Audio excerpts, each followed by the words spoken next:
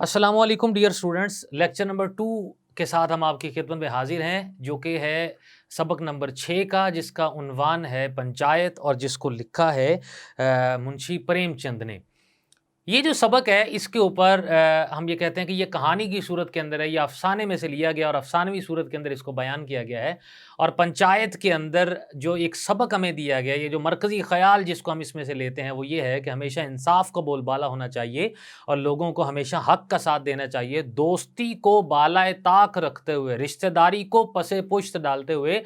پہلے نمبر پر جب ہم انصاف کو سامنے رکھیں گے تو اس کی بنیاد پر معاشرہ زیادہ اچھے طریقے سے بڑھ سکتا ہے آگے کو، اور ترقی جو ہے وہ کر سکتا ہے اس میں سے۔ اس سبق کے اندر جو کردار دیے گئے ہیں وہ 2 مین کردار ہیں، جس کے اندر ایک شیخ جمن ہے اور دوسرے الگو چودھری ہیں، اور دونوں کا آپس کے اندر ایک بہت زیادہ گہرا تعلق ہے اور دونوں بہت زیادہ اچھے دوست ہیں۔ دونوں ایک گاؤں کے اندر مل کر کھیتی باڑی کرتے ہیں، دونوں کو ایک دوسرے پر مکمل جو ہے وہ اعتماد بھی حاصل ہے۔ شیخ جمن کی ایک خالہ جو کہ بیوہ بھی ہیں اور جن کا کوئی وارث نہیں ہے بدقسمتی سے، اور ان کے نام پر کچھ زمین ہے جو شیخ جمن ان سے اپنے نام کروا لیتا ہے، جس کو ہم ہبہ نامہ کہتے ہیں۔ ہبہ نامہ کے ذریعے سے اس کی رجسٹری کروا لیتا ہے، لیکن اس عہد کے ساتھ کرواتا ہے کہ وہ جتنی بھی باقی ماندہ زندگی اس کی خالہ کی ہے، اس کے جتنے بھی اخراجات ہیں ان کو وہ برداشت کرے گا، خاص طور پر روٹی پانی کھانے پینے کے اعتبار سے ان تمام کو وہ برداشت کرے گا۔ لیکن جب تک یہ ہبہ نامہ اس کے نام نہیں ہو جاتا شیخ جمن کے، تب تک خالہ ہے اس کی خاطر مدارت بہت اچھے طریقے سے ہوتی ہے، اور جیسے ہی اس کے نام ہوتا ہے تو اس کے بعد جو شیخ جمن ہے اس کی بیوی کی اس کی خالہ کے ساتھ جو ہے وہ زیادتیاں وہ شروع ہو جاتی ہیں، اور کھانا روٹی اور سالن کی مقدار آہستہ آہستہ کم کر دی جاتی ہے۔ اس کا ابتدائی طور پر جو شکوہ ہے، جو خالہ ہے، وہ اپنے بھانجے سے شیخ جمن سے کرتی ہے، لیکن شیخ جمن اس کی بات کو اتنی زیادہ اہمیت نہیں دیتا، جس کی بنیاد پر اس کی خالہ جو ہے جواب یہ دیتا ہے جمن جو ہے وہ بے رخی کے اندر کہ میرے پاس اتنے روپے نہیں ہیں، اور جس کے جواب کے اندر جو ہے وہ خالہ اس کو پنچایت کی دھمکی دیتی ہے، اور پھر گاؤں میں مختلف لوگوں کے پاس جا جا کر اپنا شکوہ شکایت جو ہے اس کو بیان کرتی ہے، لیکن کوئی بھی اس کی بات کو اتنی زیادہ سنجیدگی سے نہیں لیتا، اس لیے کہ شیخ جمن کا اپنے ہی گاؤں کے اندر بہت زیادہ اثر و رسوخ ہوتا ہے۔ گویا ایک دن جو ہے تمام لوگ ایک درخت کے نیچے اکٹھے ہوتے ہیں، جہاں پر جو ہے وہ داد رسی کے لیے شیخ جمن کی خالہ وہاں پر پہنچتی ہے اور پنچایت ہوتی ہے، اور ثالثی کے طور پر الگو چودھری کا وہاں پر جو ہے وہ انتخاب کیا جاتا ہے۔ اب جمن کو الگو چودھری سے کسی قسم کا کوئی مسئلہ نہیں ہوتا، اس لیے کہ اس کی ذہنیت کے مطابق یہ تھا کہ الگو چودھری اس کا ایک دوست ہے اور فیصلہ اس کے خلاف نہیں سنائے گا۔ لیکن الگو چودھری چونکہ قانونی آدمی ہوتا ہے، تمام پیچیدگیوں کو سمجھتا ہے، اور اس کی بنیاد پر وہ فیصلہ حق کا ساتھ دیتے ہوئے کرتا ہے، تو شیخ جمن کو جو ہے وہ خالہ کو جو دی ہوئی زمین جو تھے اس کو واپس کرنے کا جو ہے وہ حکم دیا جاتا ہے اس پہ، جس کی بنیاد پر شیخ جمن الگو چودھری کا دوست کی بجائے دشمن بن جاتا ہے، اور ایک اس کے ساتھ جو ہے وہ حسد کرنے لگ جاتا ہے اس میں سے۔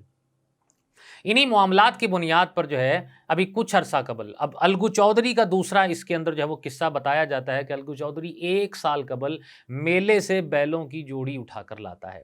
اور جس کے 1 ماہ کے بعد ایک بیل اس کا جو ہے وہ مر جاتا ہے، اور دوسرا بیل سمجھو سیٹھ اس سے 1 ماہ کے ادھار کے طور پر خرید لیتا ہے اور اس کو اپنے کام میں لگا لیتا ہے۔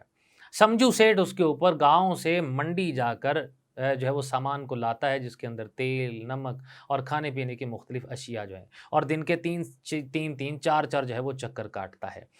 اب اس کی بنیاد پر اتنی زیادہ کھانے کی مقدار بیل کو نہیں دی جاتی، لہٰذا بیل آئے دن لاغر اور کمزور ہوتا چلا جاتا ہے، اور دوسری جانب کام اس سے بہت زیادہ لیا جاتا ہے اور وزن بھی اس کے اوپر جو ہے وہ ڈبل لادا جاتا ہے، لہٰذا ایک دن سمجھو سیٹھ جو ہے بیل کے اوپر دگنا وزن لاد کر اپنے گاؤں کی طرف آ رہا ہوتا ہے کہ رستے کے اندر بیل اب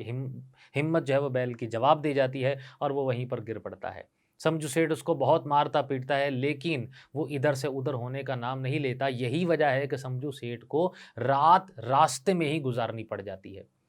اور رات کو جب وہ وہاں پر رات قصر کر رہا ہوتا ہے اپنے سامان کے پاس، تو اس کی آنکھ لگتی ہے، اور کچھ ہی دیر کے بعد جب صبح ہوتی ہے تو صبح ہوتے ہی اپنے سامان کو وہاں سے وہ غائب پاتا ہے۔ اور اس کی بنیاد پر کچھ ہی دنوں کے بعد جو الگو چودھری ہے وہ سمجھو سیٹھ سے اپنی اس بیل کی رقم کا مطالبہ کرتا ہے، جس کی بنیاد پر سمجھو سیٹھ اور اس کی بیوی اس کے ساتھ تلخ کلامی کرتے ہیں اور اس کو پیسے دینے سے انکار کرتے ہیں۔ لہٰذا ایک بار پھر پنچایت ہوتی ہے اور اس پنچایت میں بطور ثالث شیخ جمن کو چنا جاتا ہے، اور شیخ جمن تمام باتوں کو اور گواہوں کے بیانات کو سننے کے بعد اس نتیجے پر پہنچتا ہے کہ سمجھو سیٹھ کی غلطی ہے اور فیصلہ الگو چودھری کے حق میں کر دیتا ہے، جس کی بنیاد پر دونوں ایک دوسرے کے ساتھ بغل گیر ہوتے ہیں اور ان کو اس بات کا احساس ہوتا ہے کہ مسند صدارت کے اوپر بیٹھتے ہوئے یا انصاف کی کرسی کے اوپر بیٹھتے ہوئے فیصلہ کرنا کس قدر مشکل ہوتا ہے، جس میں رشتہ داری کو، تعلق کو، بھائی گیری کو، اس سب کو بالائے طاق رکھا جاتا ہے اور حق کا بول بالا ہوتا ہے، اور انصاف کو ہی ہمیشہ منظر عام پر رہنا چاہیے اور اسی کا بول بالا ہونا چاہیے اور انصاف کا ہی ساتھ دینا چاہیے، اور یہ بات یہیں پر اپنے ختم ہو جاتی ہے اور دونوں ایک دوسرے کے پھر سے دوست بن جاتے ہیں۔ لہٰذا پنچایت کا جو سلسلہ ہے، یہ جو افسانوی انداز کے اندر منشی پریم چند نے لکھا ہے، یہ معاشرے کی بہترین عکاسی کرتا ہے اور ایک سبق دیتا ہے کہ ہمیں انصاف کے ساتھ چلنا چاہیے اور کسی کے اوپر کوئی بھی بلا وجہ ظلم نہیں کرنا چاہیے، اور اگر کہیں پر ظلم ہوتا دیکھیں تو ہمیں اس ظلم کو روکنے کی جہاں تک ہمارے بس میں ہو ہر ممکن حد تک کوشش کرنی چاہیے اس میں سے۔ تو یہ اس کا خلاصہ یہاں پر ختم ہوتا ہے۔ نئے لیکچر کے ساتھ دوبارہ آپ کی خدمت میں حاضر ہوں گے۔ اجازت دیجیے، اللہ حافظ۔